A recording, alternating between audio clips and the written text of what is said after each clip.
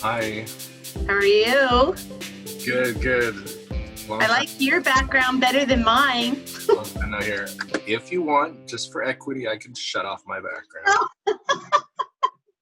Yeah, we're all about equity here. So. No, I'm just looking at it and going, oh my God, I had the best, what's the name of that? There's a Spanish the seafood soup. I can't pronounce this. Jambalaya? No. No, it's a seafood. It's specific, probably Jana will know, but it literally the best soup I've ever had, like seafood soup in San Francisco at Fisherman's Wharf. Yeah. Oh, so good. It was so. I was there in October and we had some good soup as well. I think I just went for the straight chowder though. But it was like when I got the bill, I went, oh, it's US dollars, yeah. It's like 70, I think it was 70 US or something I was like, ooh wee, that's a good steep. So and you're American too, aren't you? I remember you saying something like that. Lawrence, I don't know if you have been following today, but I am getting very nervous about my birth country. I'm getting very nervous. It's escalating. Like today, just half an hour ago, Trump did a press conference saying that he's going to roll military vehicles into cities and that don't take the National Guard. And I mean, that's just like pouring kerosene on an already like burgeoning fire. So I'm not sure why. Speaking of fires, I heard that somebody burned a guardhouse at the White House, huh? The other day. Yeah, I mean, it's so hard to know really what is happening because I truly believe the people that are protesting the injustices that have been and the inequities and the flat out racism that's been going on for years are peaceful. But people, get into those peaceful protests and they take them in a different direction. And I just think there's a lot of anger, even in my own family, listening to my family and their nervousness about, just everything between COVID and, the worries they have about COVID and if it's actually really being addressed. And now it's not a good time to be in the United States. Where is most of your family? In Washington or? Yeah, I've got, my brother lives outside of Tacoma, Seattle, Tacoma area. Mm-hmm. And then I've got some cousins over in Eastern Washington and a few other people scattered throughout the U.S., but mainly Washington. Hello. Hi, Jana. Hello. I was just going to say, I just finished building like 3 or 4 computers. So if like out of like all my parts lying around, so if do you need another computer? Like no, I'm pretty good. I'm on a good MacBook. Well, it's 3 years old now, but I usually run Macs for quite a few years. Okay, I'll figure it out. So, so is that fun? Yeah, it's always fun. This feels like recycling, right? Because it's a bunch of spare parts lying around, and you're like, oh, I can make something kind of usable out of it. But then when your house already has like 4 of them around, so then you're like, okay, I've made it, but it's extraneous and I can't really sell it. So maybe I can find someone to give it to. So that's where I am. So like you have an extra computer? I have an extra tower and monitor and keyboard and mouse. Okay. Tova will levitate when I tell her that. Really? Yeah. Does she want an extra one? Well, she was talking about building a computer for gaming. Oh, so. Yes. Yeah. We were talking about that on Facebook. Yeah. Oh, I thought she'd already built one. She has a gaming laptop. Oh, okay. But like so a big she PC was at rig. one point, saying, would it be better with a tower and a monitor? And you're building extras. You're at that stage, eh? Those ones are not really gaming fit, but they're perfect for like Zoom or Netflix or whatever. Yeah. But yeah, regular use. It's interesting that, gaming graphics actually require a significant amount of power. And then because there's power going through transistors at that rate, it actually generates a significant amount of heat. And we can see it, Jamie, it can actually melt itself. And so they need those crazy fans on them. It's such an interesting. Well, she has a MacBook Pro and it wouldn't run, I forget, was it just Overwatch or was it a game before Overwatch? But yeah, she needed more power. More power. Yes. Hello. Hello. I can actually see her. I don't really know what happened there. Well, it worked. Resetting is always the first step of tech, IT support. Turn it off. Turn it off. Don't you hate it when they say to you, did you unplug and plug back in yours? Yeah. Like, of course I did. My lesson. I'm not calling them before I've done that. Oh yeah. What were you going to say? I was going to say it's the first rule, right? It is. It absolutely is. And sad enough, it actually fixes most things. And that's because programming is kind of screwy and linear sometimes. And sometimes you have to bring that line back to zero, back to naught, and start over again. Mm-hmm. Thank you both so much for joining us today. We are recording, if you're cool with that. If you want to have any side conversations, let me know, and I'll pause recording. I'm able to do that. Okay. And I can edit things out and stuff. How techie are you? He's so techie.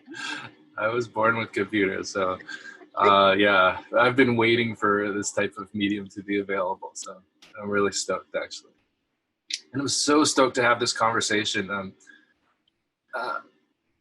Let's do some introductions. I'll introduce myself. I'm Lawrence Yang. I'm a family doctor in Surrey, British Columbia.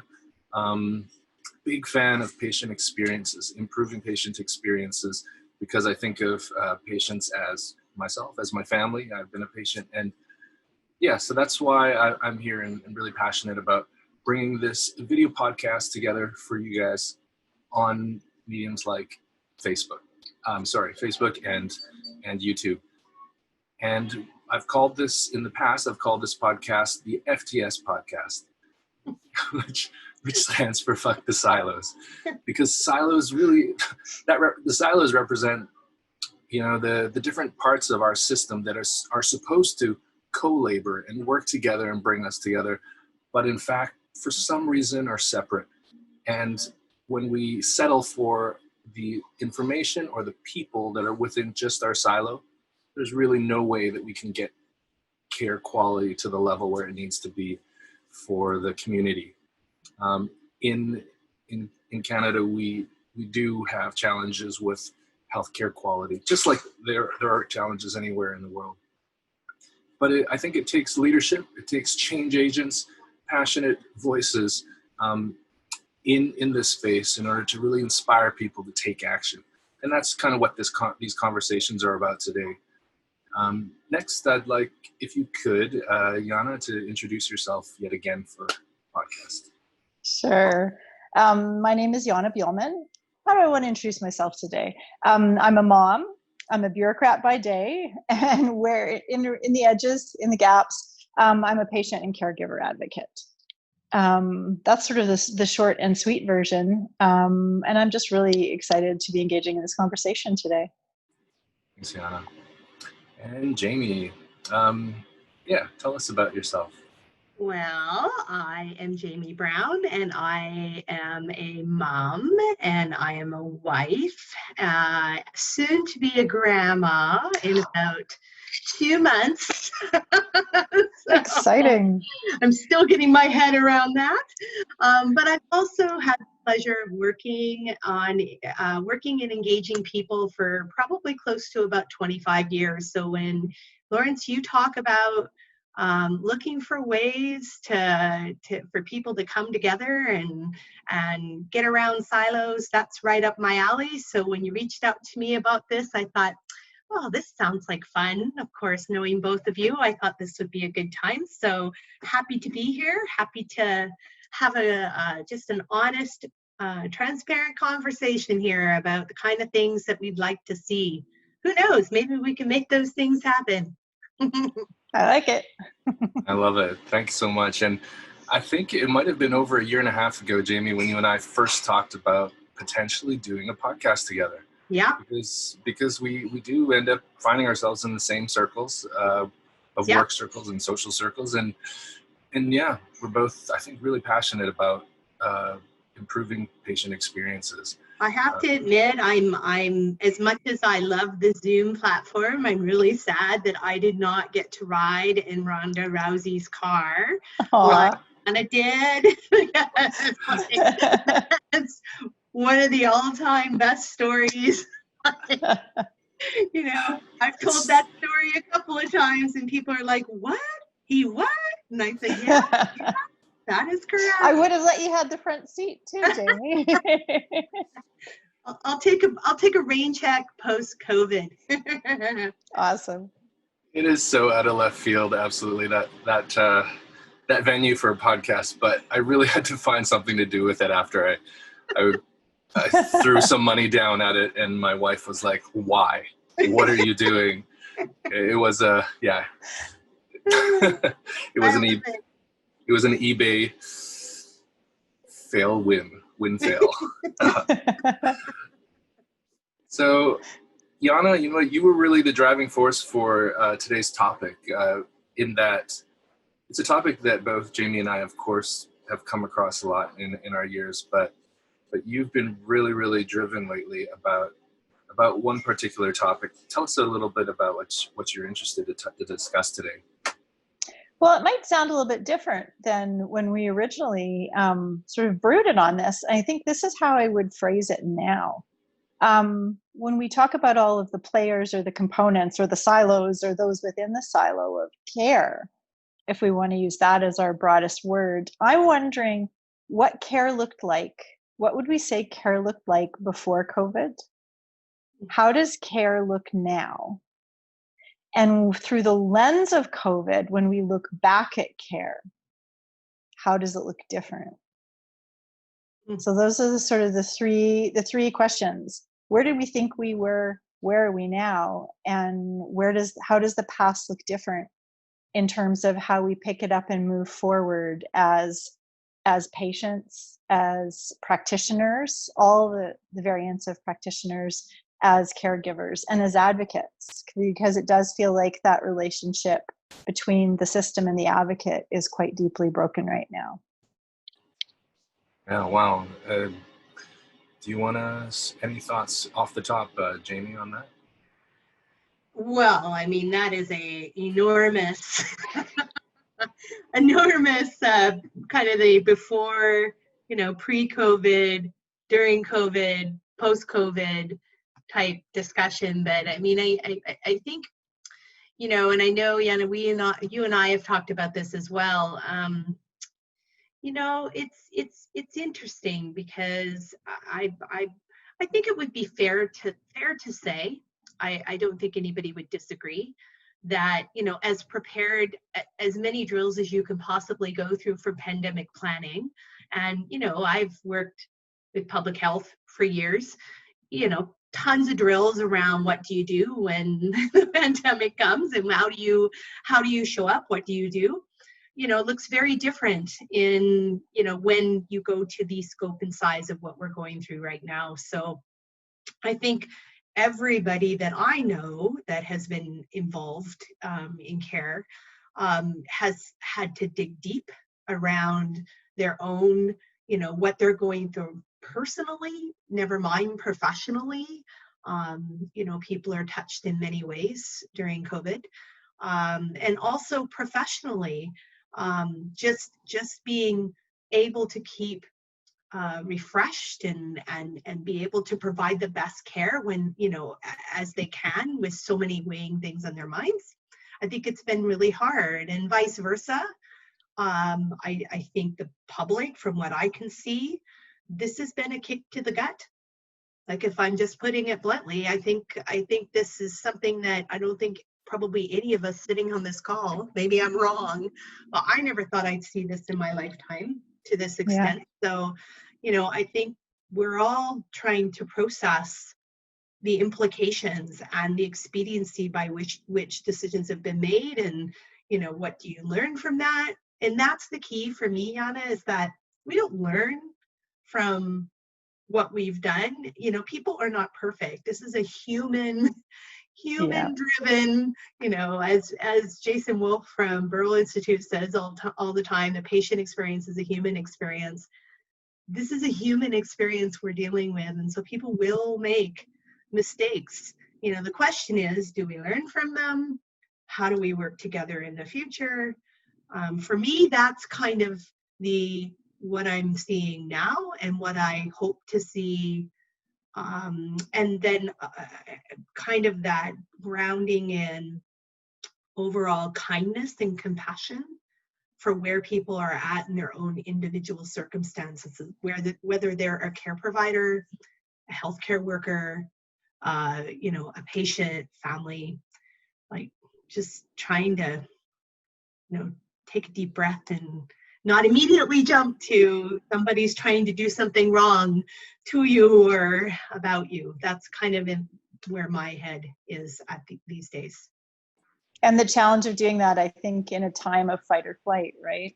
To be able to pause, because I know as an advocate, I feel like I'm in this strange, still quiet place of listening. And I think that's, sort of a global concept right now, isn't it? Listening to what's going on. But it feels very strange because as an advocate, we're about sort of poking at things, right? Where's the entry point that I want to get into now? But in a time of, if we could call it collective trauma, what does that look like? How does that look different? And what's the best step forward in that regard? And I just sit with that question. Yeah. Mm-hmm. Yeah, I think what I heard from you, Jami, is that there's a lot of adaptation to a lot of change foundationally and into how we are to deliver care in the healthcare field, and also change that's happening within healthcare that's happening so rapidly and not always in a transparent fashion for the patients and the families of patients as this pandemic moves forward. And Jana, you'd mentioned a collective trauma, and are you talking more about the collective trauma of all of a sudden our whole world is different for everybody? The way we can get together, the way that we go shopping, the way that we can spend our free time is all different. Is that what you meant by collective trauma?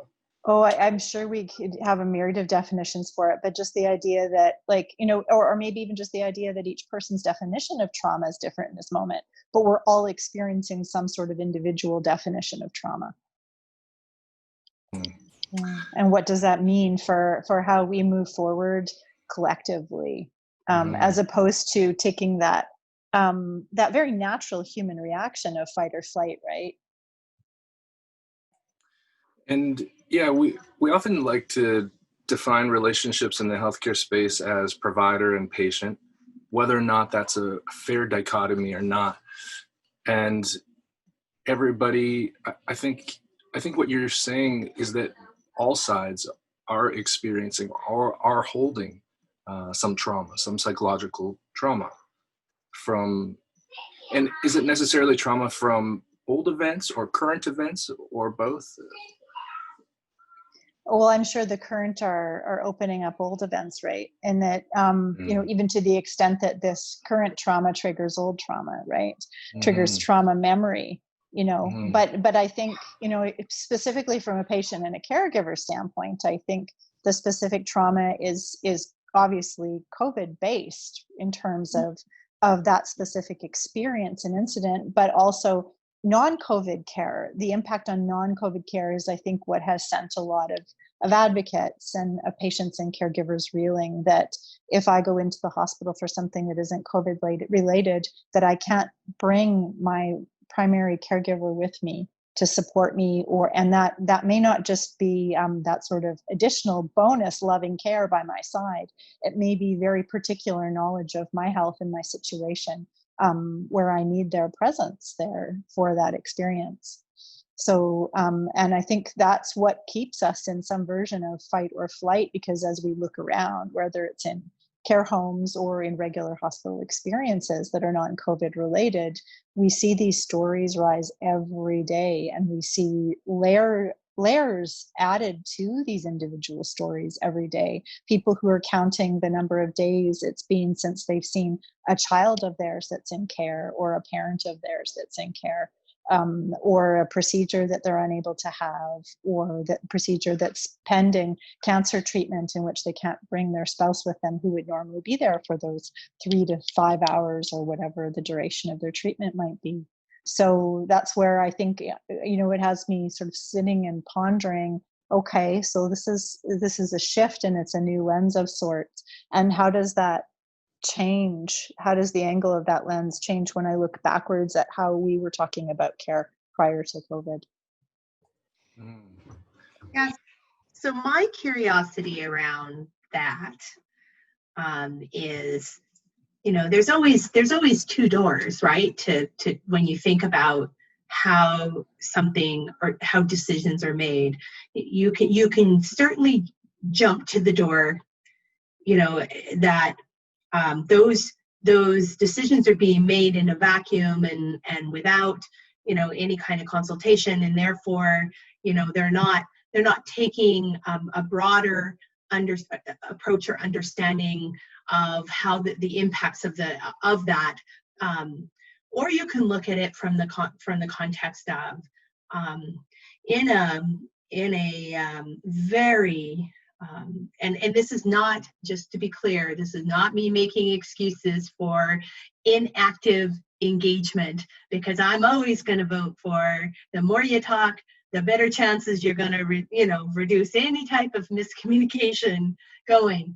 But I do feel like, even for me personally, the speed by which everything escalated on this particular issue went at such a level that I've never seen that.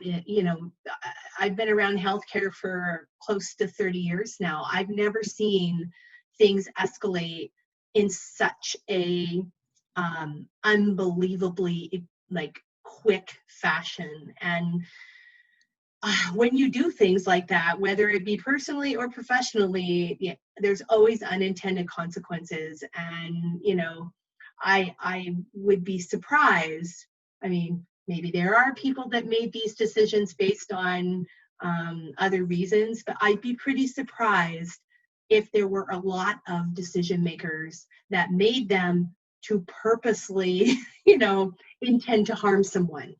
Of course. Yeah. So it's kind of like, if you ask the question, where to from here, and in particular, where to from here as an advocate, I guess my question is, that adage of you get more flies with honey than you do vinegar. The question becomes, can you establish a curiosity of conversation that doesn't immediately jump to, well, they did this to me, and therefore I now want to, because I feel like that's more of a door closer than a window opening. I know how I feel when people are coming after me for something, and it seems very antagonistic. I'm not so excited to sit down and have a conversation. So I just wonder about those things. I wonder about, that social media. I mean, the three of us all partake in social media, and I love social media for a lot of things that it does. But social media has contributed, in my opinion, to, the ability of people to say things behind that mask and not really have, good old-fashioned one-on-one conversations or group conversations to solve problems. And so I'm kind of hoping that, if anything, the lessons we learn is that, sans social media, go back 30 years ago when people used to sit around a dinner table and actually have conversations. It's kind of, I think, what this needs moving forward. Open heart, open mind,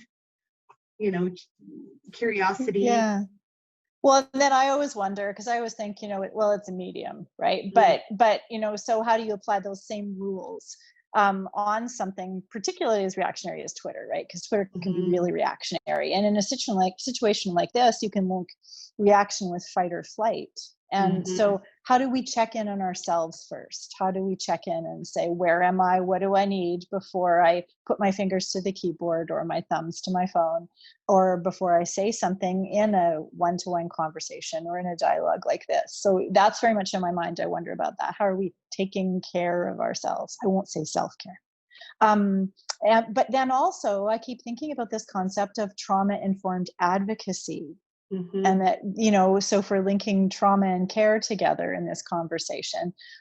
And so I found myself doing a little bit of reading again about what are the principles of trauma-informed care, and what would that look like for me as an advocate in quote unquote pushing at the system during a pandemic, whether it's about the response to COVID or the response to care and medicine in general, right, and people's needs. What would trauma-informed advocacy look like, and what would that kind of shift be in a go forward? Wow, I love that that perspective. And for those of our listeners or watchers who are not really currently active in social media, what are some of these reactionary posts or kind of these shut the door closer posts that you're talking about? You don't need to put anybody in blast, but what are some of the things that are being said about this situation? Do you have a couple hours or a day to talk about all that?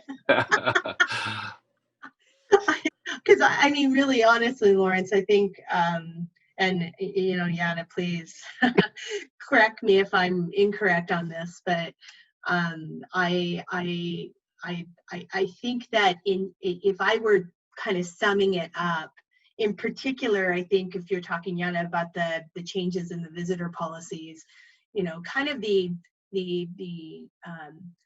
essence that I'm seeing is there are change agents, people who are very committed and have a long storied reputation of getting involved and being strong advocates, and are wonderful and have amazing experience with the system, and certainly lots of great ideas to land and do that on a regular basis. But I have seen, and not even just from patients and families, I've seen this from people who work in the system, who are, posting things that are more, I don't know if the word accusatory, but more like of a kind of a very negative response, and of course that negative response then mushrooms into many negative responses, and it's less asset building and less how can we get in the same room, how can we collectively start to have conversations, and it's more a bit somewhat mob mentality type posts. And that is not everybody. There are some wonderful people out there trying to make changes, but that is kind of the gist of what I see. I don't know, Jana, if you think the same or. I think how I would describe it is it's fear, right? I mean, it's these are people's real life stories, and whether you want to use the word brave or honest or fearfully or in reaction, they are sharing those stories. They are using social media as a means of almost like reaching their hand through the screen to say, can you help me? I want to see my mother. I'm seeing her wither away through the very narrow pinhole of the nurse's phone. So I'm not even seeing her. I'm hearing my mother wither away. And I know if I could be there, that would be different, because I used to go in every day. So it's fear and reaction, which I would say in many circumstances was there. So if we go back to that idea of it was there before, we saw stories like that. We saw perspectives like that on social media and otherwise before COVID, and then amplified by COVID, and with COVID, right? And then stirred into that larger fear, which is the collective trauma that we're all experiencing at once. And it's, as I said, I'm not necessarily disagreeing, but I think for me, I always kind of push back at the notion of, well, is it any different than the real world? Or is it a microcosm, or is it a particular type of lens? I agree, we can certainly react. We can put fingers to the keyboard very fast. And we may do that when we're in tremendous fight or flight response. And then that can be fueled as well, right? But I think it's very much a sort of a help me. I don't know where else to go, because when I've expressed this on the phone to the nurse, she hangs up, or and of course then you can, for me, that's why I think I'm pushing at this concept of trauma-informed advocacy, because then I start to think about the other side. Well, what is that nurse who's hung up experiencing herself? So everybody is in some version of fear and fight. It's a really, I was just going to say, it's an excellent point, because I think it would be fair to say in general that fear is an undercurrent right now in general across all issues. There is a huge amount of fear and people just looking for any way to get relief. You're absolutely right about that. Yeah. Absolutely. And I think it's important that, well, I'd like to share actually that about last year, a few of us physicians got together, did a summit on the adverse childhood experiences in British Columbia. I think it was last May, so about a year from now. And we tried to come to some new or collective or even old definitions of trauma. And I remember reading that trauma is when one's ability to cope with stress is potentially near overwhelmed. So when the stressors have overwhelmed our current toolbox of coping mechanisms, that can be interpreted as trauma within ourselves. And of course, trauma can be experienced in many different ways, but often trauma is associated with emotional or psychological or psychospiritual pain. And the pain response, of course, is often avoidance or let's resolve this really uncomfortable feeling. Mm-hmm. And then there's the apprehension of getting that feeling, which is kind of the fear response. So trauma and fear are tightly linked together, I think. And you had asked, Jana, what was our healthcare and maybe our healthcare professional and patient experience prior to this? And I don't think that patients were adequately really engaged, even though we've been trying, and I know that both of you are really active in that realm of trying to really bring patient voices into decision-making at the systems level within our healthcare system. And it's largely a challenge of our culture, even pre-COVID, that we had not opened our doors wholeheartedly to patient voices, to allow patient voices to influence the care that they actually receive. And I think that's tragic. And I think a lot of that comes from, again, fear. I think there's fear on the side of health professionals that that patients who are not indoctrinated into the medical industrial complex or the medical educational process may not actually have the expertise that will make their lives as care providers feel secure. They may not feel secure taking advice from people who are not licensed, certified professionals in their realm. You know, I think that is potentially a truth that's why that patients have not been as welcomed to some of the tables historically. And even though I know both of you are actively right in that space trying to make that happen, and I wish we could blow those doors open for the work that you guys are doing. And actually that's part of hopefully the purpose of this conversation right now. And then, as you'd said, Jana, within this context of this pandemic, that has been heightened, and it's so clear to see now that without much consultation, doors were closed to visitors. From a medical perspective, I can see why they were closed. why, meaning the infectious disease technical reasons why they would try to reduce variables within a potential pandemic, infectious disease, respiratory illness situation. I can see that. However, the way in which it was done, there's room for improvement, as there always is. And people really are in that fight or flight. I hear many of my colleagues call it a wartime. We're in wartime. And even if in reality we cannot actually say we are in wartime, because we are not, and especially in British Columbia, where we have not, I don't know. It's hard you can't say what is wartime. How do you qualify? What are the metrics that qualify our situation as being comparable to wartime? There's no such guideline. But I think there are health systems leaders who see our current situation as wartime or just subacute wartime. And in that heightened level of stress and fear and reactionary thought patterns, our ability to actually absorb and take in multiple viewpoints often reduces. We get tunnel vision when we are fight or flight. There's an exit, let me go there. And I think that is, so I think your analogy of trauma or maybe your actual, we are dealing with trauma where health professionals have been traumatized by clinical errors that have been made in the past, as well as from infectious disease that their colleagues have acquired in the past in the duty of care.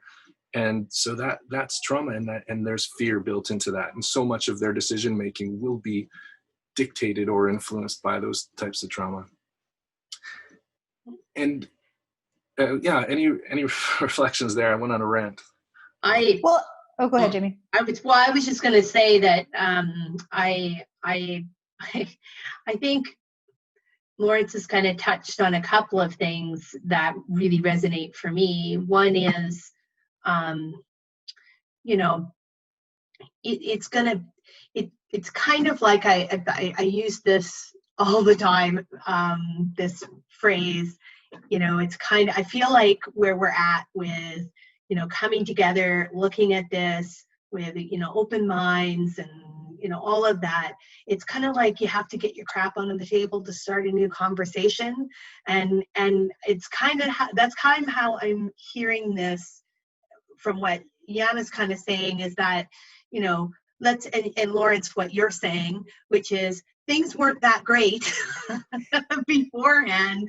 We were having difficulty, or we have been having difficulty being able to meet people, and build relationships and have those honest kind of conversations that lead to real change. And so, kind of the question going forward, or the one that I kind of keep going back to, is, okay, so we know that to be true. We know that, there were kind of chinks in the armor of the way that we've all been working together before. The question is, are we able now that we kind of knew that, now we see in a challenging time, and there's no other way to put COVID than a challenging time, what have we learned? And now what are we willing to do differently moving forward, and who is willing to step forward? Because it is, as you know, Lawrence, I mean, it takes, one or two people to kind of be those catalysts to be willing to step out and say, wait a minute, it's kind of not, it's probably not the best action to do the same thing we did before and then expect a different outcome, so, reality here, reality check, lot of moving parts, a lot of people that are, involved in decisions and that. So the question I keep going back to is, what is the small test of change that can start to demonstrate how, when you do things differently, it can lead to better outcomes in the future? Kind of going back, Lawrence, to the whole QI methodology, quality improvement methodology, plan, do, study, act. So what is it that we're going to be doing that's different out of this? And what is the commitment level of people to build those relationships and those ongoing communications channels, so that we, a year from now, because I think we all three of us probably know this is not going to be the only time now. We know this. We know chances are pretty good that we're going to be facing all kinds of really challenging times with healthcare, regardless of COVID or with COVID, over the next however many years. So what are we going to do differently moving forward? Because we all have to get on the same team in order to be able to tackle what's ahead of us. I love what you said there, Jamie, because you're so right that there is methodology for us to move together in a common path, in a common methodology. And it is in the quality improvement science, the majority of it is. And because the quality improvement science is not just technical science, it's the science of change. It's the science of humans and the psychology of change. And it's the science of engagement. It's what you do, what you guys both do about engaging social humans in improving the technical and the operational aspects of a system. So it's just unfortunate that not everybody knows about it. So I do have some answers and so many ideas on how to address this issue, but I'd like to first flesh out a little bit more fully what Jana was talking about when she said trauma-informed advocacy. Any comments, Jana? Well, potentially at the risk of repeating something I've already said, it just feels like it's unfleshed at this point. Like it's really just more of a question, like what would trauma-informed advocacy be, and how would it look different from how we advocated in the past? I feel like it incorporates a lot of the things we've been talking about, that notion of looking at oneself and checking in to see where you are and what you need in terms of your own care, but also putting your truths on the table, as Jamie was saying, really putting your truths on your table in terms of where you're coming from, and seeing some people step back, or like myself right now, choose silence, which feels sort of like a bit of a betrayal to the people that I normally engage with. But just an awareness of that. But then that reminder, listening to both of you talk, what struck me was this notion of it's a fight or flight response. Like I think about when we train to do something, we do something repetitively so that we're in a moment where we're not thinking, that we react with those tools. We pick up the right things, we move, it becomes, it's body memory, right? And in fight or flight, there can be that sense of like, well, here's an interesting analogy, right? Drop everything. Oh my goodness, I have to start from scratch. I have to do something completely new, forgetting that we have all these things around us. And in to a certain extent, that's what has happened to patient and caregiver advocacy, or patient and caregiver engagement, or the caregiver. We dropped them. And I think we're starting to move back into a place where it's a sense of, okay, well, we don't have to do something completely new. We can pick up things that we had before that actually worked. And we're seeing caregivers come back into healthcare contexts, right? To be present, maybe perhaps not enough. And of course, a lot of damage has been done and lives have been lost in the process. Let's call that. But what are those things around us that we are able to pick up again that did work? And yes, there's pain in that picking up, because there's an acknowledgement that, wow, I thought I had a stronger hold on you. I thought I'd practice more with this tool or with this context, so that in a time of fight or flight, it would have been natural or normal to say, yes, of course, the caregivers must be a part of this process, right? So there's that. And humility is a word that comes to mind, and that maybe that's part of the putting on the table, is some humility. But as an advocate, then my next thought is, okay, well, so am I asking healthcare providers or administrators to be humble at the same time that they're experiencing trauma and fear? Those are so trauma, fear, and humility, that's a lot to ask somebody to put on the table. Yes. And unless, can I do that too? Right? Yes. There's a bit of that, and there fall the walls of the silo, right? Down with those fucking walls, because that's, sorry, Lance, but if you threw the effort in there, it's got to be included, right? That's right. But it's in FTS. But yeah, that can only be done, as much as it sounds kind of corny or cheesy to say, that can only be done together, right? Like it's back to that notion of together. Absolutely, and both of you have spoken really to those principles of change leadership, of putting your truth on the table, bringing your authentic self when you're engaging in any type of advocacy. And as on the healthcare professional side, we must do that too. We have to learn to be okay with speaking about our vulnerabilities and our gaps in our knowledge. I don't think anybody expects me as a physician to be perfect or to know everything. But sometimes I myself expect myself to be that unrealistic and uphold an unrealistic bar. And that's when I get myself in trouble, when I cannot admit that I don't know everything and actually realize the truth that nobody expects me to do that.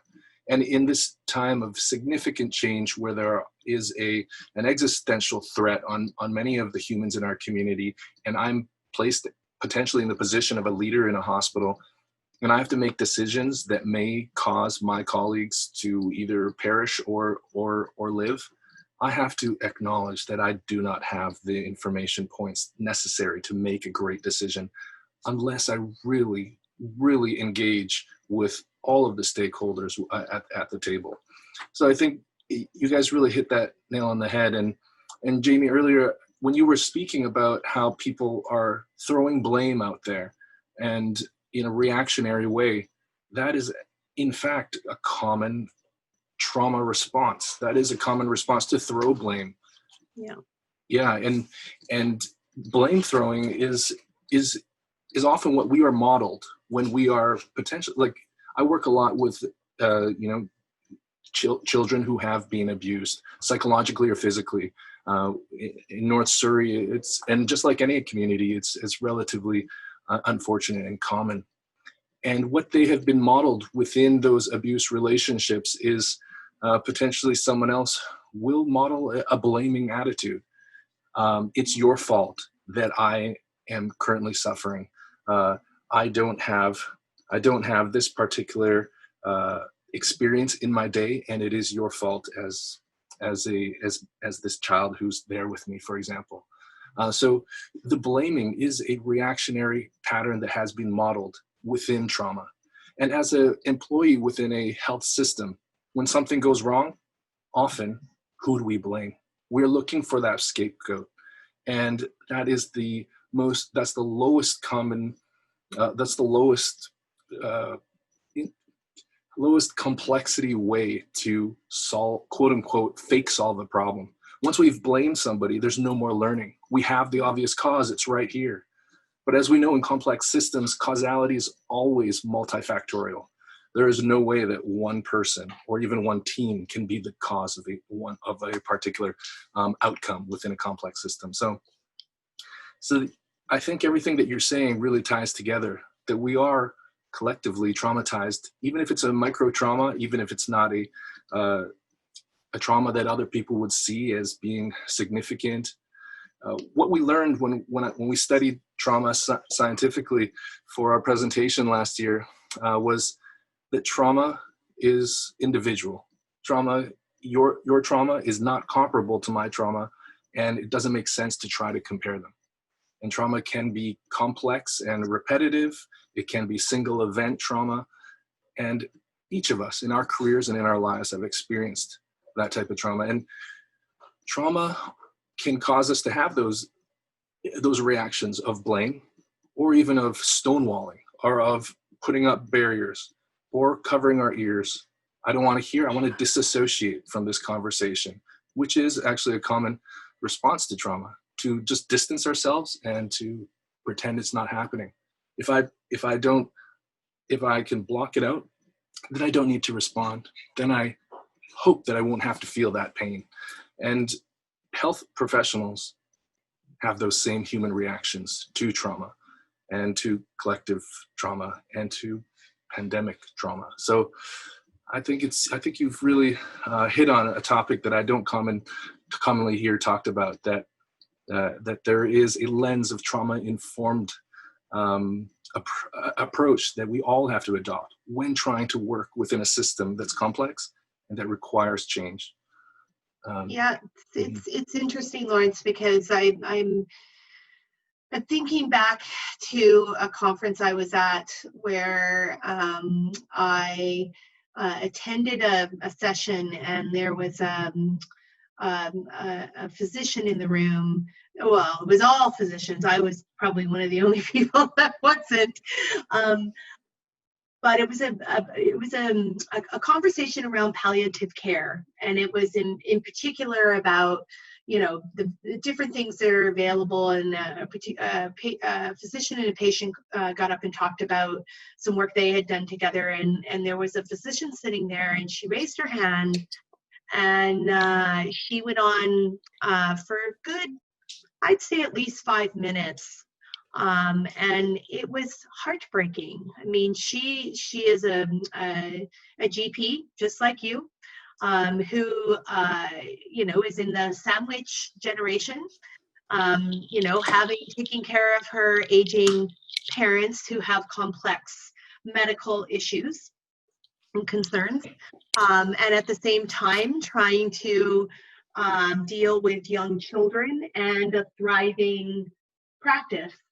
And she was wearing her trauma on her sleeve, in her heart, for everyone to hear, for everyone to see. And some of the things she said were, I just need help. I don't know how much longer I can do this. I don't know how much longer I can keep up all of the things, you know, that I'm trying to juggle here. And I just remember sitting there and thinking to myself, you know, it was a pretty grounding conversation, or pretty grounding thing to hear, because I will admit, I mean, even though I've worked in and around healthcare for pretty much my entire career, sometimes I even lose track of the fact that my healthcare providers have a whole other life and a whole other series of, that's also, you know, weighing heavily on them, and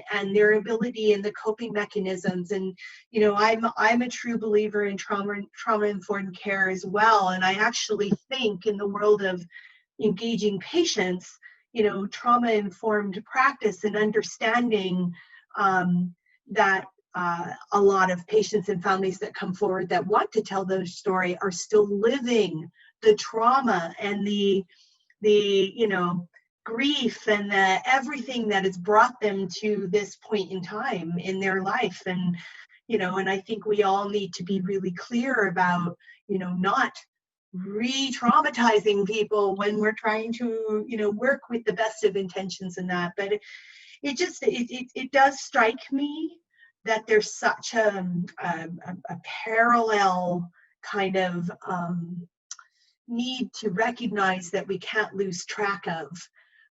At the end of the day, humans are humans, and it's a human experience, and that we need to be thoughtful and careful in how we move forward. And, you know, Jana, I personally feel when it comes to social media that, you know, the people that know you and the people that, you know, have interactions with you, if you disappear for a while on whatever social media platform, you know, they may reach out to say, are you okay? But everybody kind of gets, I think most people are starting to get that sometimes, because I do it too, I disappear because it starts to trigger my own trauma and my own feeling about what in the world is happening, and I find myself getting anxious and nervous. And so then I'll go, I need to park this for a while.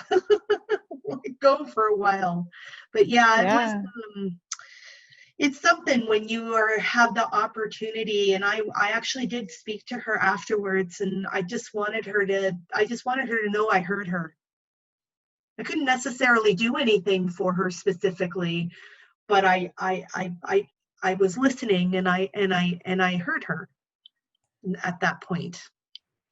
And I think in the context of working with anyone, which is, as we're discovering, all of us who have trauma, it is that listening. It is that being heard, being understood, being seen, that is so critical to moving forward, and to I see trauma as kind of putting a different lens onto our vision, and often that lens can be clouded or slightly tinted.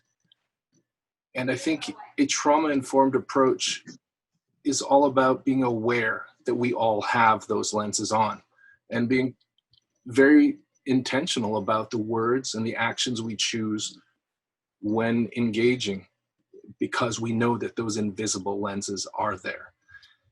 And being present. And Jana, you talk about holding space quite a lot over the past year. What does that mean to you, holding space? The first word that comes to mind is actually trust. Just trusting, and here's a powerful concept in relation to what we're talking about. Because as I'm listening to the both of you, I'm thinking probably the hardest thing is that pain and death are unavoidable right now, and have been in the last couple of months, right? That's the hardest part.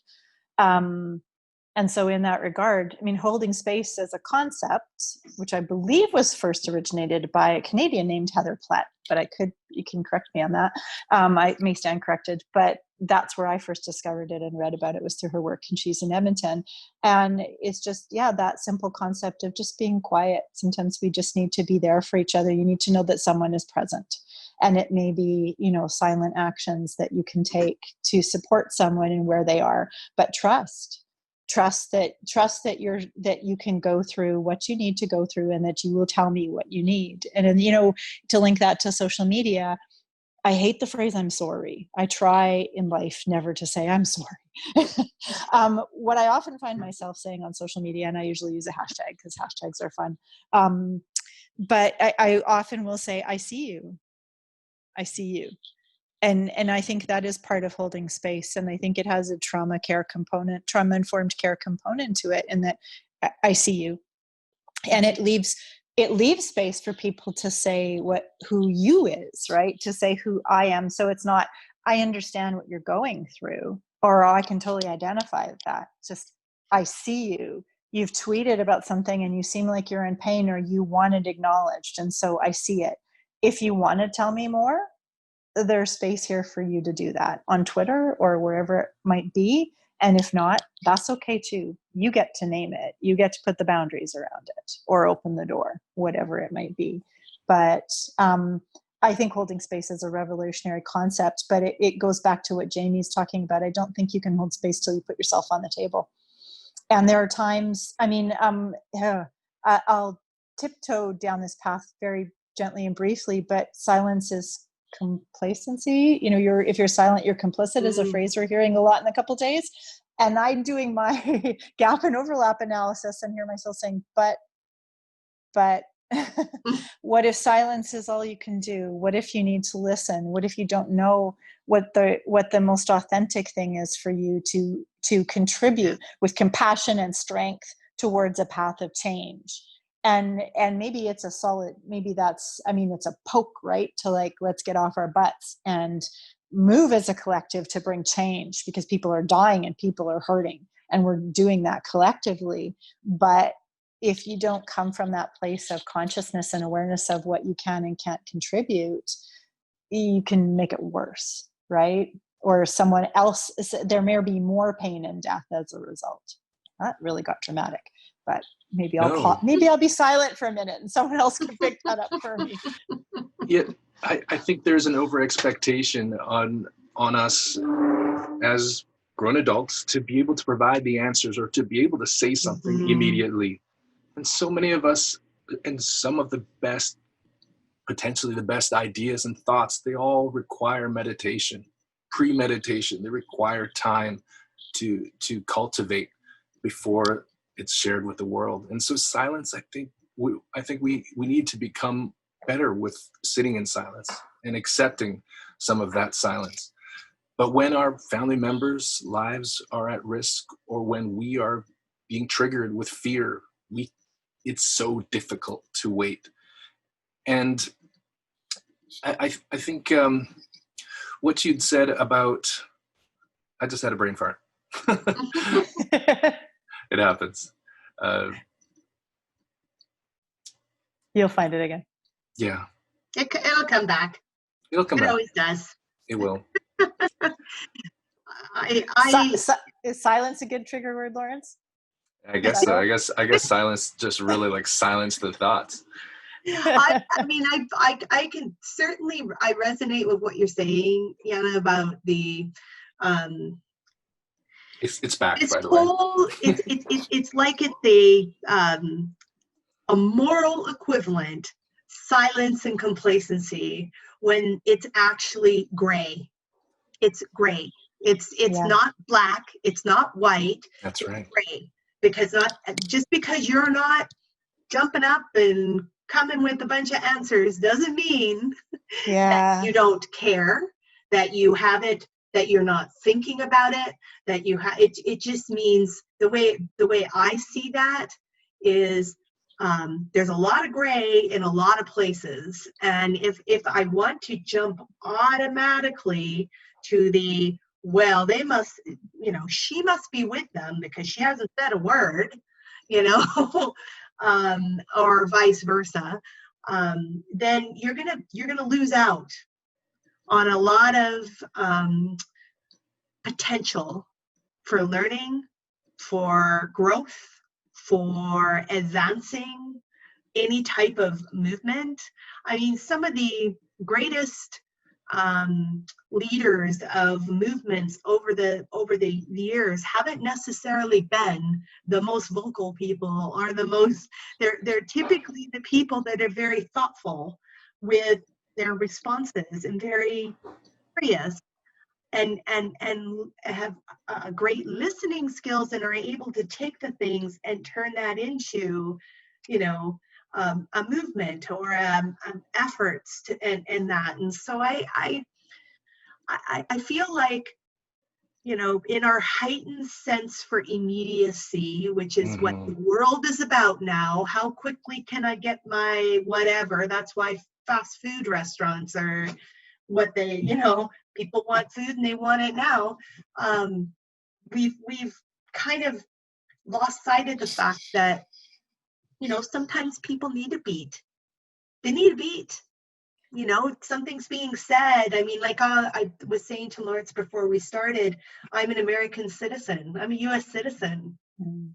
So I'm going through a lot of like internal struggle about what's going on in my birth country right now. And I bet.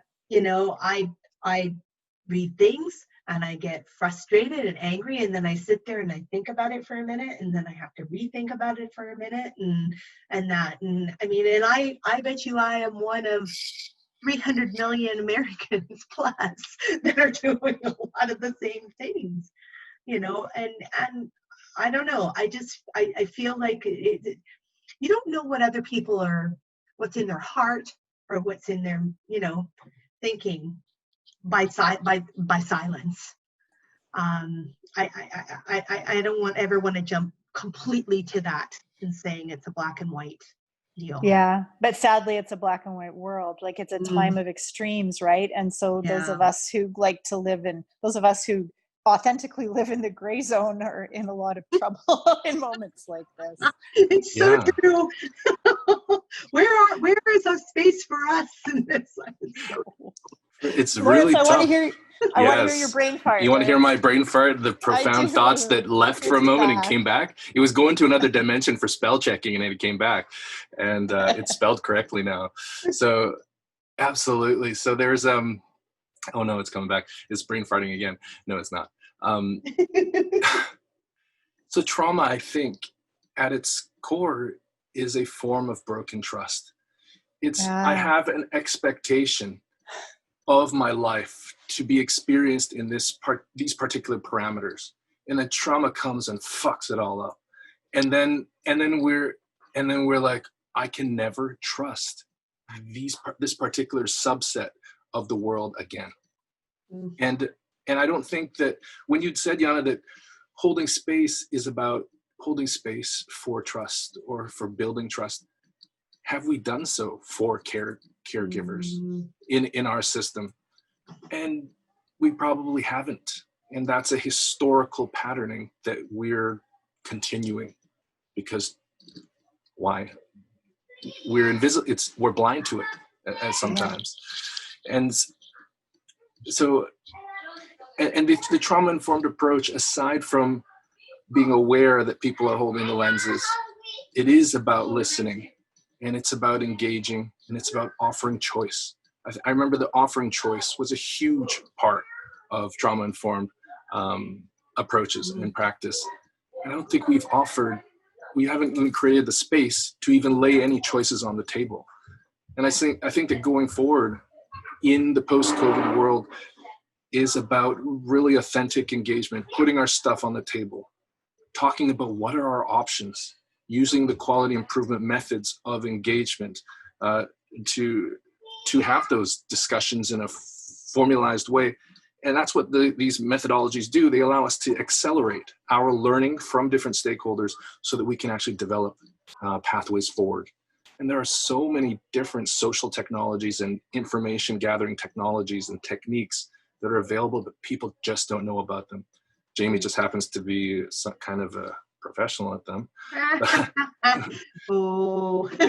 I've sat in some of your sessions, and you have held space. You have assisted us in holding space and helped that interface of patients and health systems leaders to really mold new things to come about. And that's the same space you're in, Jana. So I think that we have... That was very nice of you, Lawrence, but I think one of the things that I would like to say is you have to have two people in the tango, right? So you have to have people that come with the openness and the willingness to step into a space that maybe isn't always as comfortable.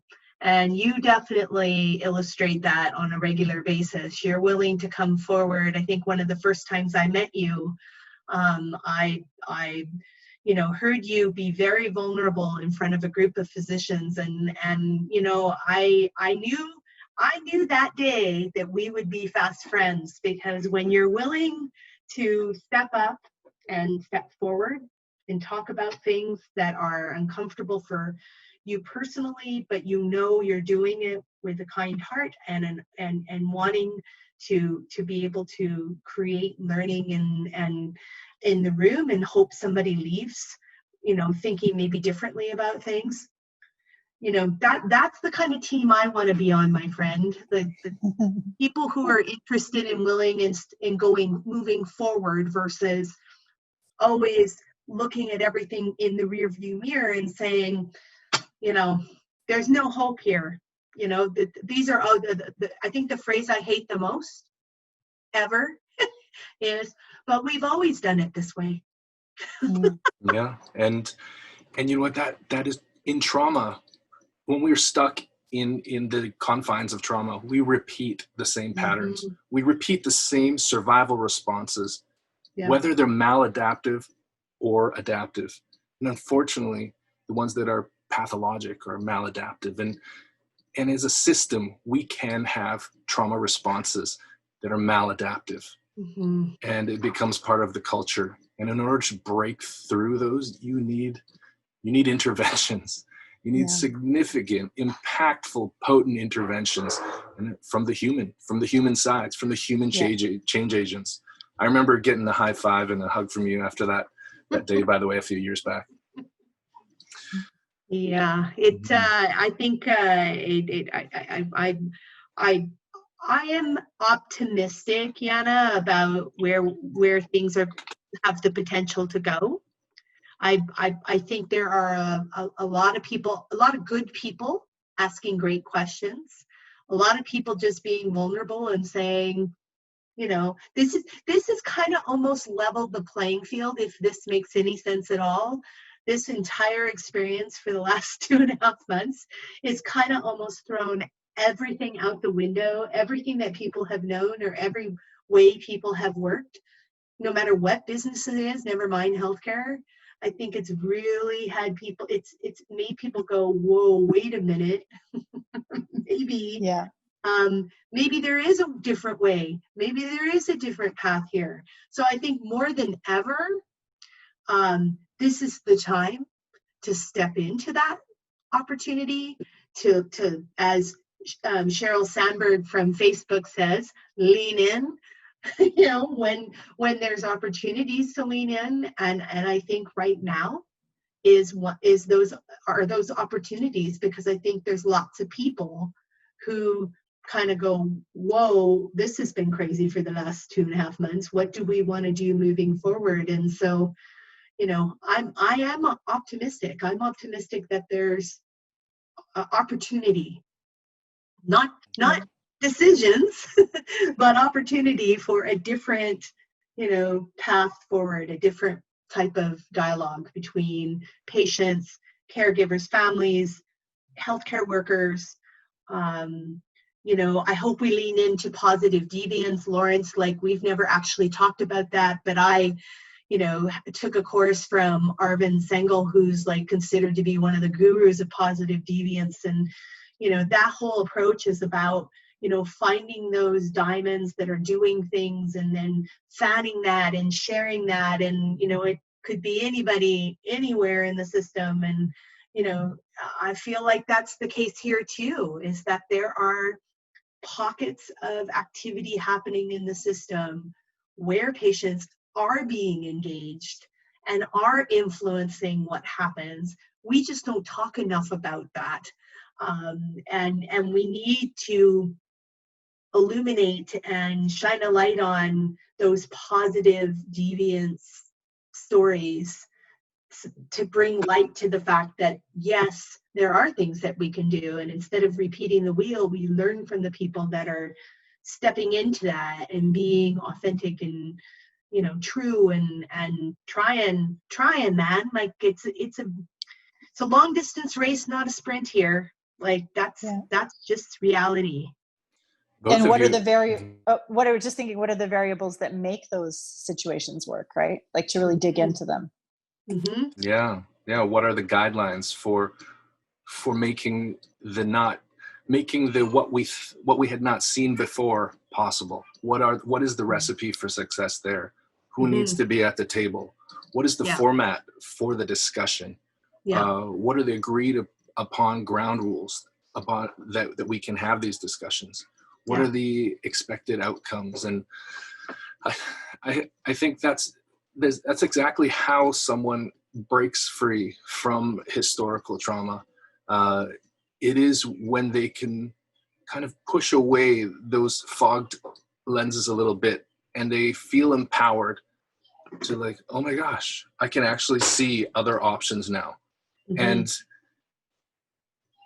there's actually so many things that are possible because the chains of the trauma are off.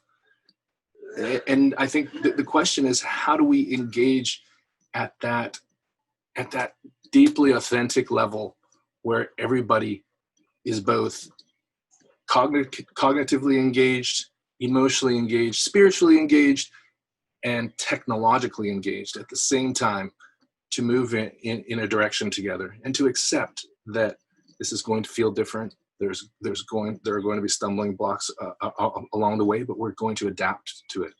It requires an optimism that we potentially haven't known for a while, because the historical trauma has shut down the optimism within much of our health leadership. So that's I think a significant part of it. Oh, did you have something to say, Jana, to that? Oh, I was like thinking a lot about things. I mean, I think what you just said, I think it also requires an acknowledgement of pain and loss, acknowledgement of grief, right? Like the COVID grief. We need to keep putting that on the table as many times as people need to say it. I think that is so significant. What just happened? What was the impact? How does it feel? What is this trauma? But then from there, I'm just thinking about what I said at the beginning in terms of like, what does the COVID lens allow us to do as we look backward and to what care looked like before COVID. And you know what I'm struck by? I'm curious to see what the two of you would think of this. I think a lot of what we've been talking here is about system, right? Like, patient engagement. And what I wonder if the lens of COVID is perhaps, it's stories, but they're stories of real experiences, because where I'd actually like to see the change, and this is where I wonder if COVID doesn't bring that for us in a very painfully horrific way, is, okay, but what about when the patient and the caregiver go into the facility? That, patient engagement is great. If I come sit and we talk, QI and all of, bring on the acronyms.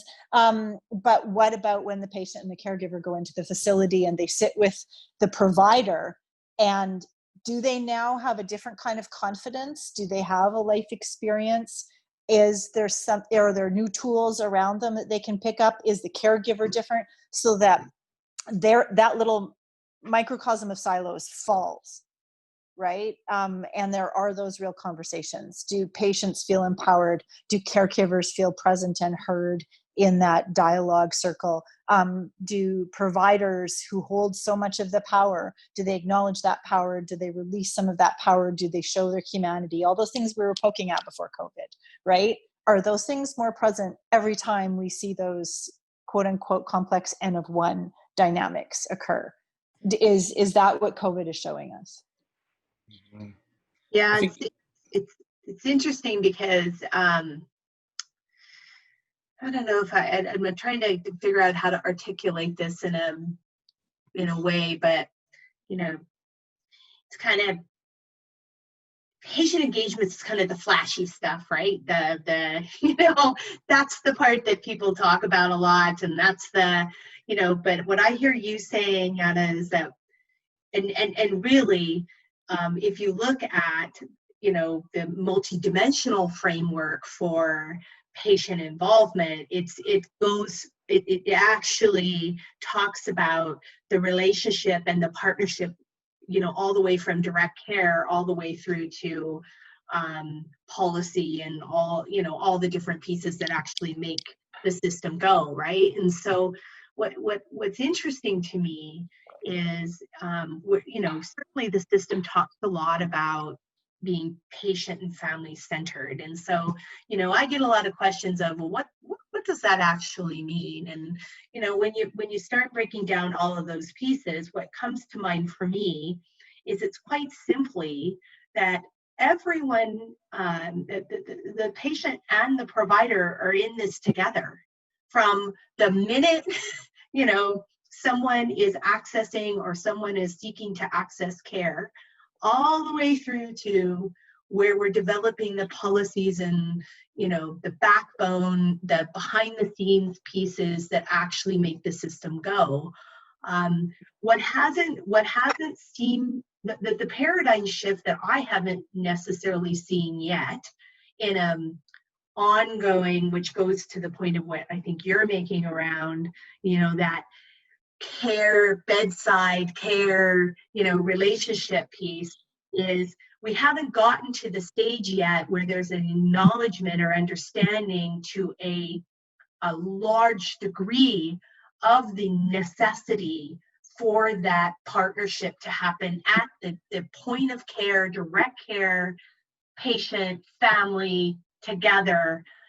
That is, there are anomalies, and we have the pleasure of being involved with one of the anomalies sitting in this Zoom call, but it is not I personally do not feel it's an embedded part of the way that care is delivered.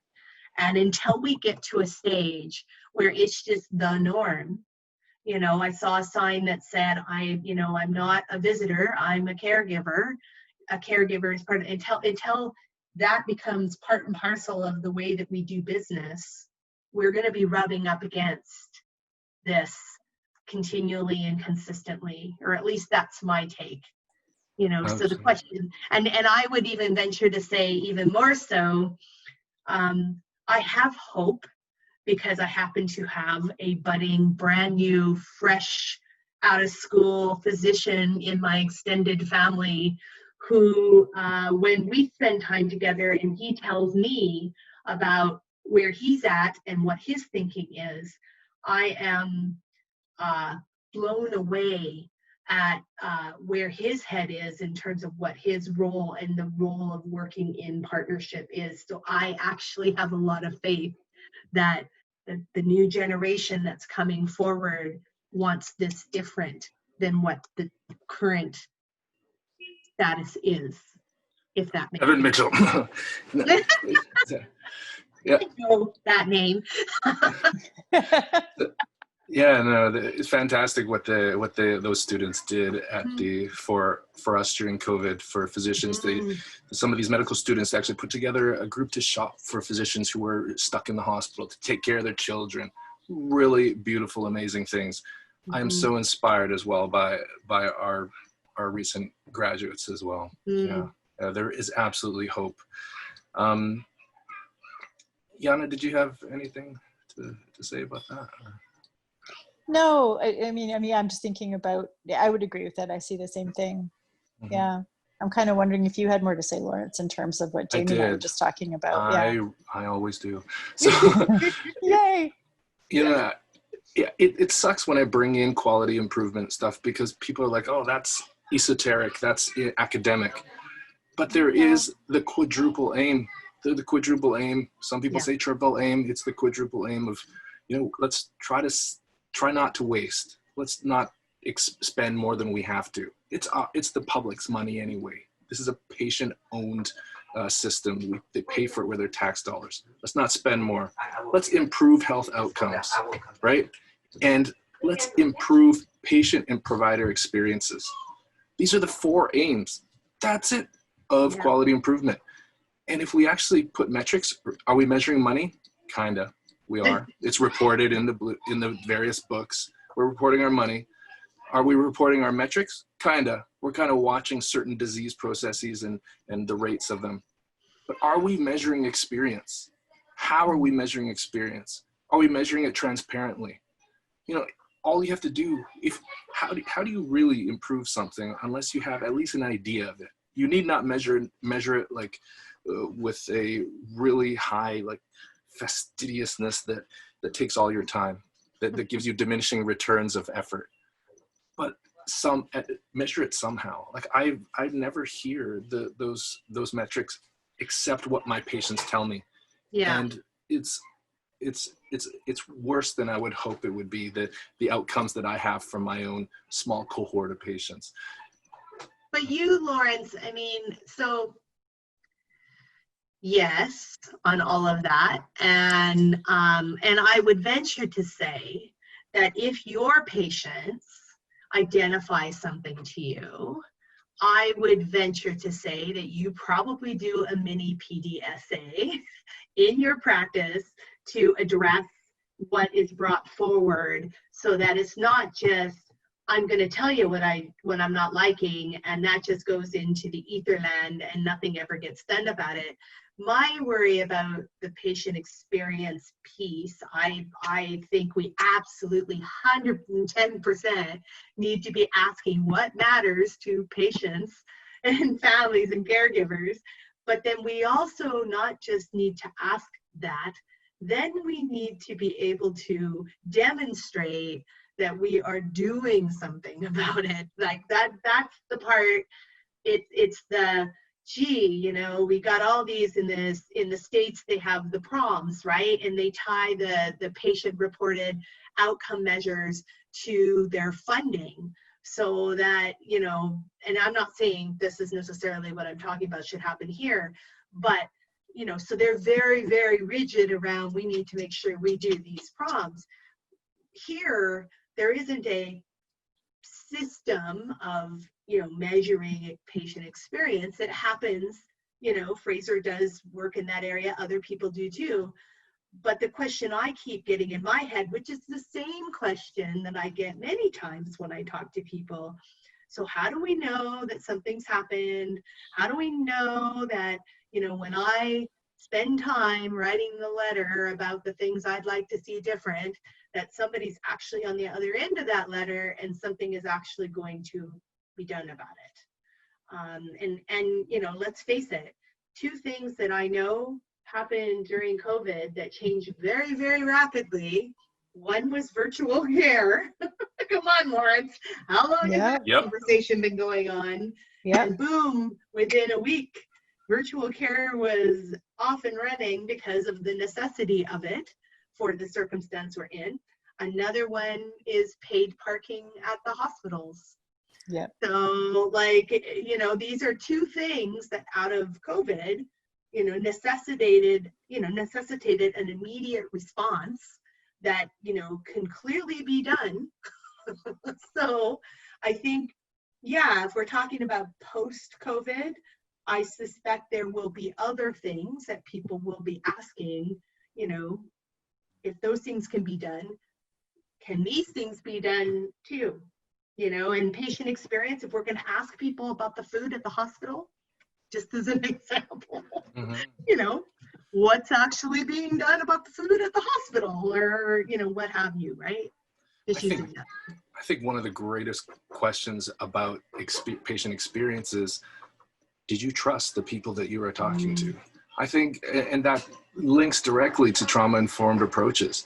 And if you are not experiencing an interaction where you trust the people who are there for you, are you healing? Are you getting better? Are you getting what you actually went there for? And so it's just so, it feels so obvious. And then I ask myself, why is this not already being done? Why are we not already measuring these things?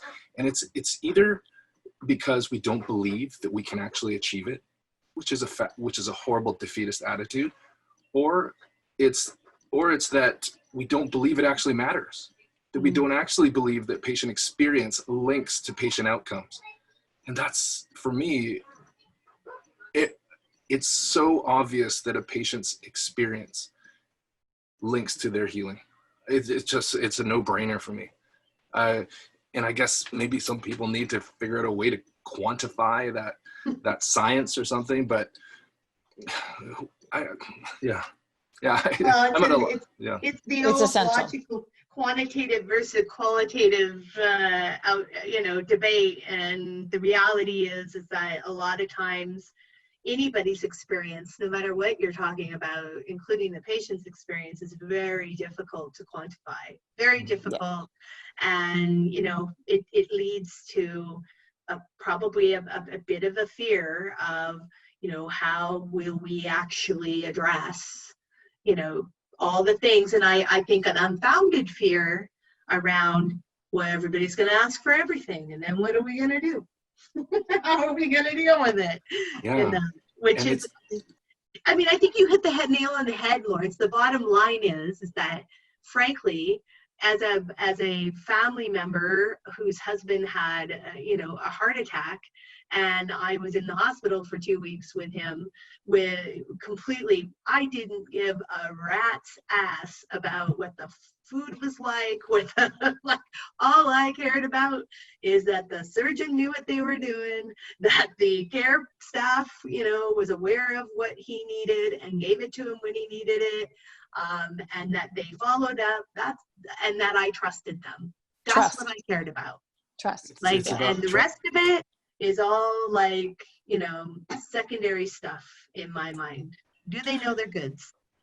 So just to lay it all out, in the way I think about it, trauma-informed care builds trust. And trauma-informed care, by definition, is adaptable. It's adaptable, and it doesn't mean saying yes to every demand. It simply means creating space and listening and building trust. That's it. It doesn't cost money.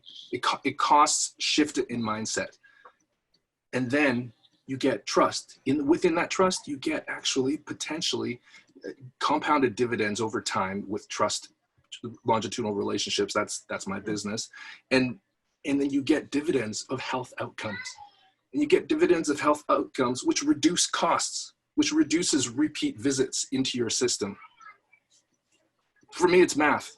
For me, it's obvious. And I think for many of us, it is. And that's why I think, patients and patient advocates are pretty upset, because it seems so obvious, maybe to them too. So sorry, I should calm down. Okay. But that's the big challenge, isn't it, though, right? And that, if I can go back to my original ponderings, COVID showed us that there was maybe less trust than we thought there was. And oh my goodness, COVID has destroyed more trust. And so now how do we build, and we're not done yet, right? We're not done with the trust destruction. How do we build trust in that? And coming back to that idea of just not just the holding space, but the putting ourselves on the table. I just, listening to the two of you talk, I'm giggling a little bit, my usual giggle, and that, you know, becoming an advocate, whenever the heck that happened, quite possibly at birth, but you know, I realized, oh, research?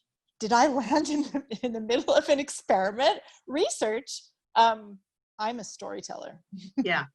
Which is really what the patient experiences is about. When I sit with my doctor, I am telling my story, and I need my doctor to listen to my story and validate my story, whether or not they agree with it, and then guide and narrate in the way that a parent does in some ways, right? Like, here's what I have to offer you so that you can make your choices as an independent, empowered individual, so that you feel not just that you trust your practitioner, but that you trust yourself. You trust yourself in your healthcare decisions. So you get healthier, like you said, Lawrence, so that you heal, right?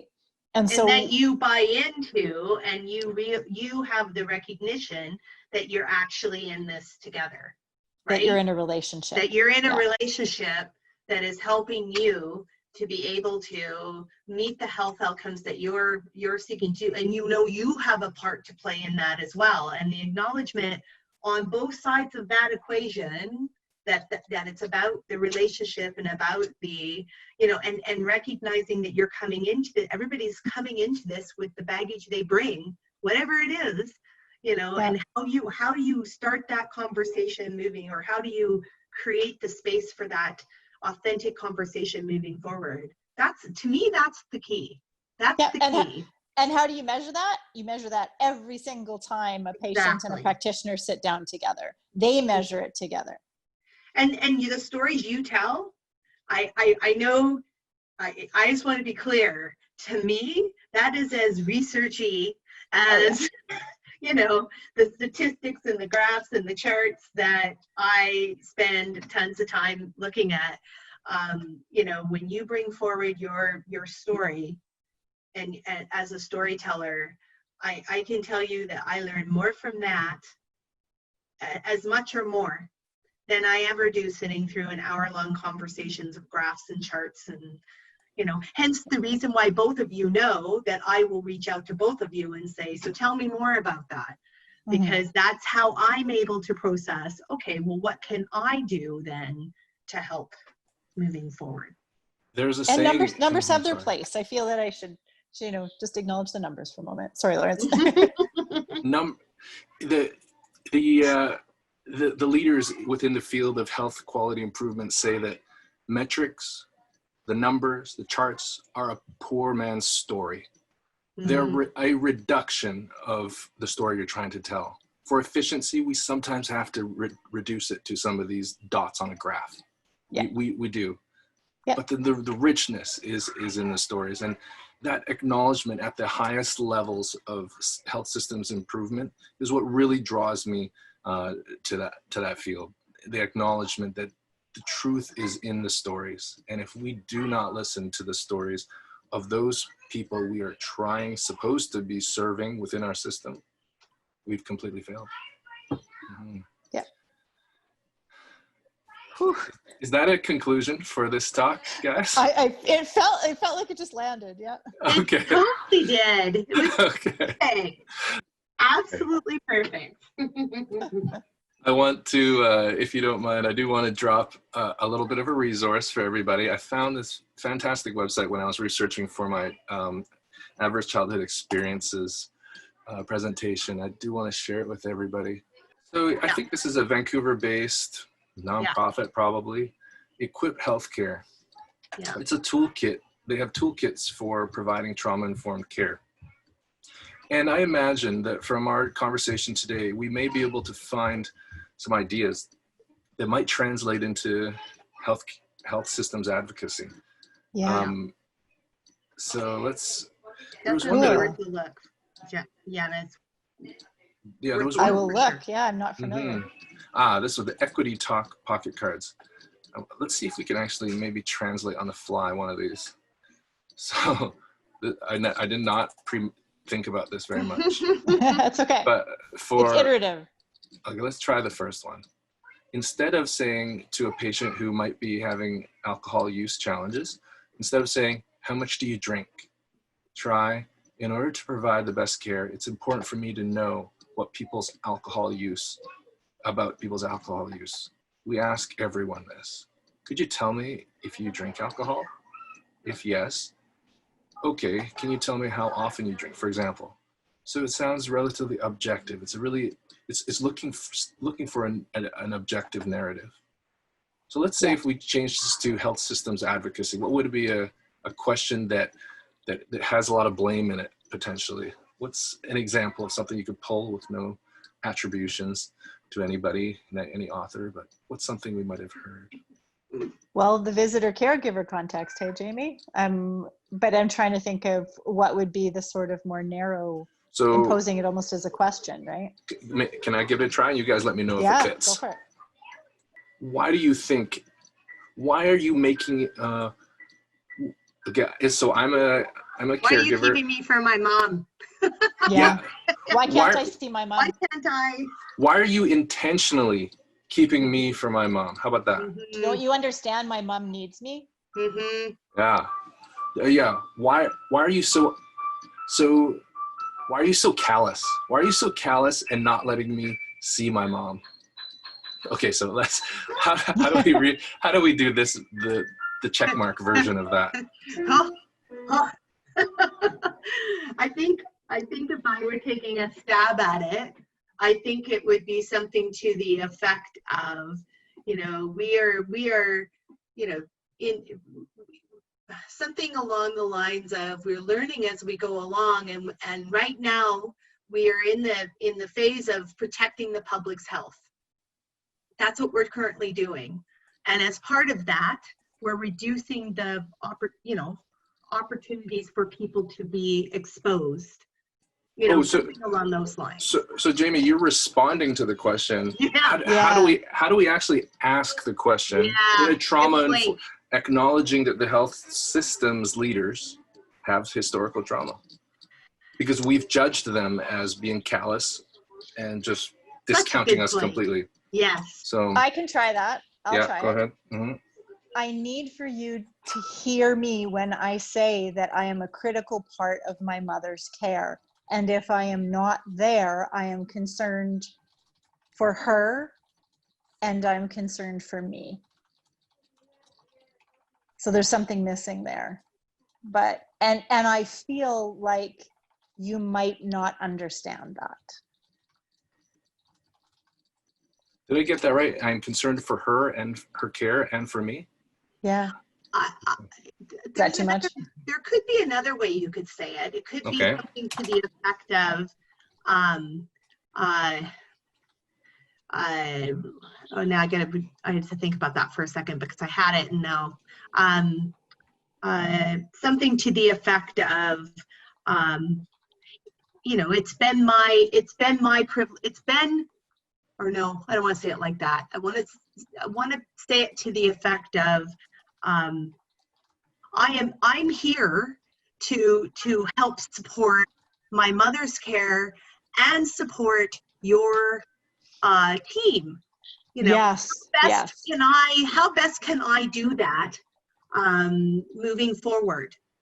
So where my head is at with that is, if I'm thinking about it from a trauma-informed care lens, I'm recognizing that this director of care is dealing with a multitude of, fires associated with trying to keep a handle on everything that's going on in the building. If I'm presenting myself from the context of, I'm here to support both you and my mother's care, what can I do? How can we make that happen? It's more of a, I get where things are, but here's what I can do, or here's what I'm here to do. This is a tough one. This is a tough one. It's more of a window kind of way of trying. I mean, you're getting at the same thing. You want to be there for your mom, but it's a little less through the nose, if you know what I mean, right? Like it's acknowledging what they're going through, and then as well making it clear that you want to be there for your mom's care. But then let's also acknowledge the caregiver gap, right? And that it's not always just a it's not want, because want is like a bonus.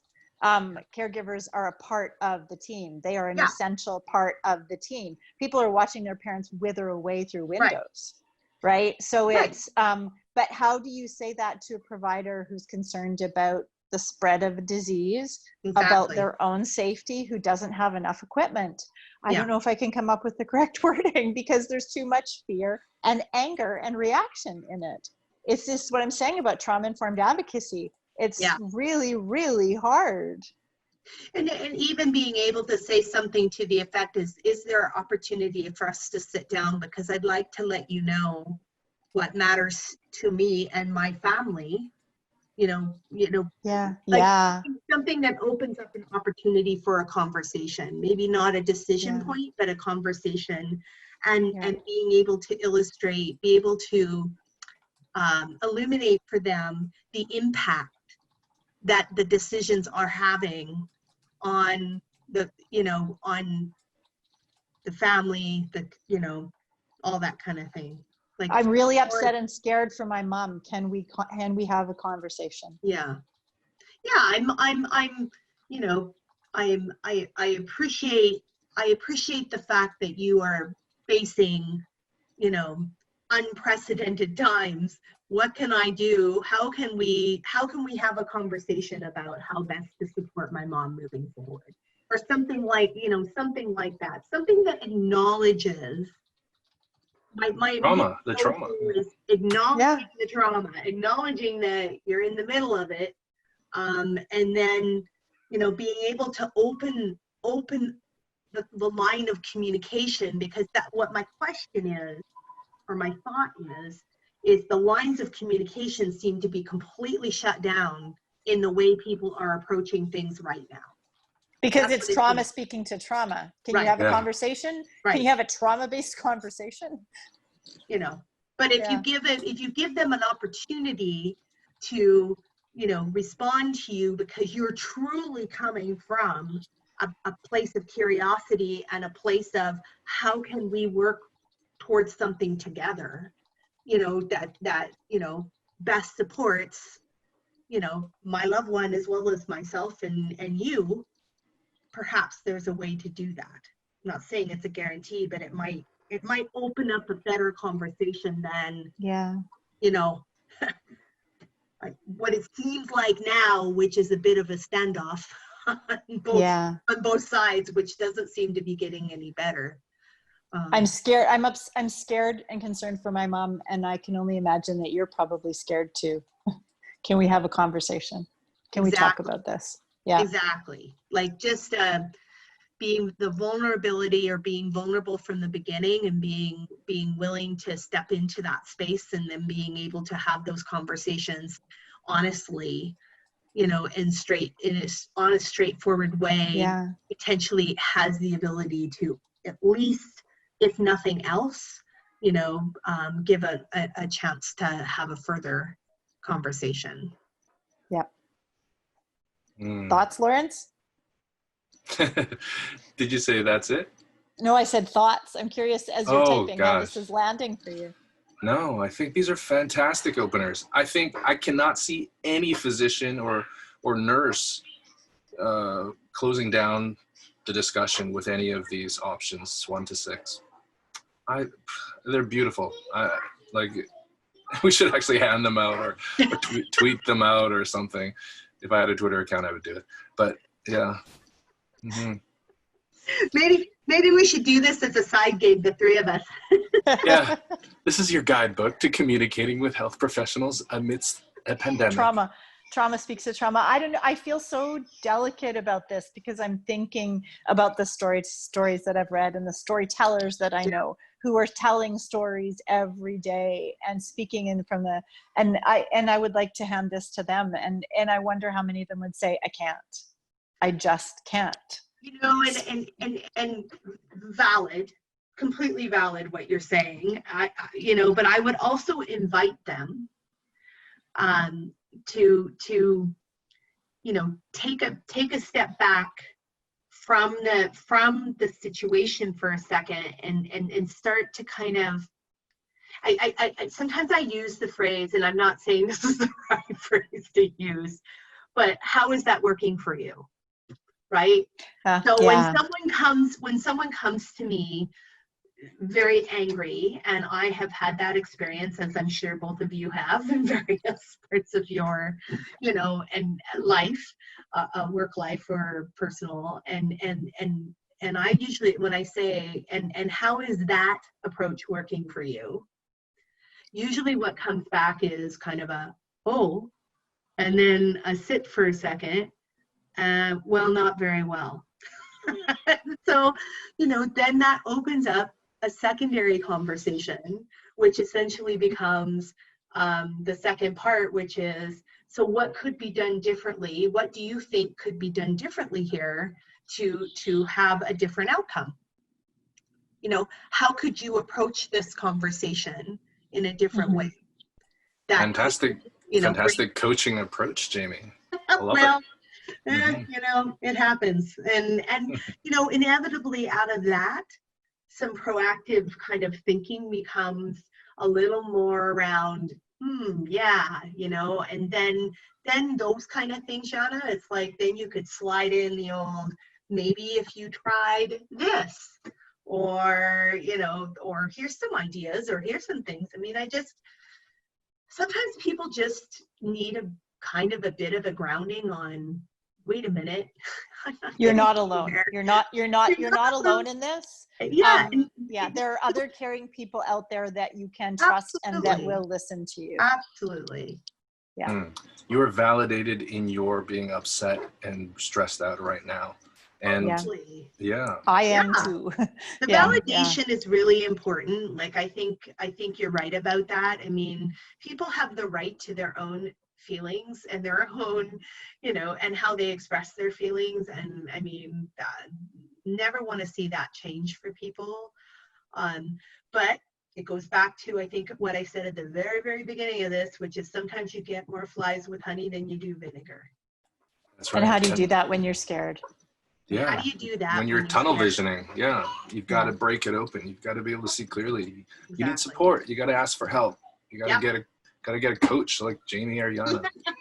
I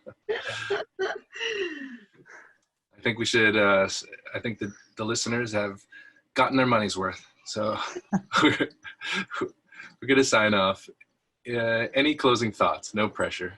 Can you just give us that website name again, Lawrence? Oh, sure. It is equiphealthcare.ca. Equiphealthcare.ca. If somebody does want to follow you on social media, again, this is completely optional. Where might they be able to find you, Jana? I'm the same everywhere as I am as I sit before you right now. I am Bald Girl. 2 R's, no I's. 2 R's. I have to look up mine, but I'm on Twitter and I'm JBPPE, the number 4 and Q. How did you know that PPE would be so in high demand? I'm just joking. Can you repeat it again in case people didn't have their pencils out? JBPPE 4Q. So yeah. Jami Brown, personal protective equipment for quality. Yeah. This has been great.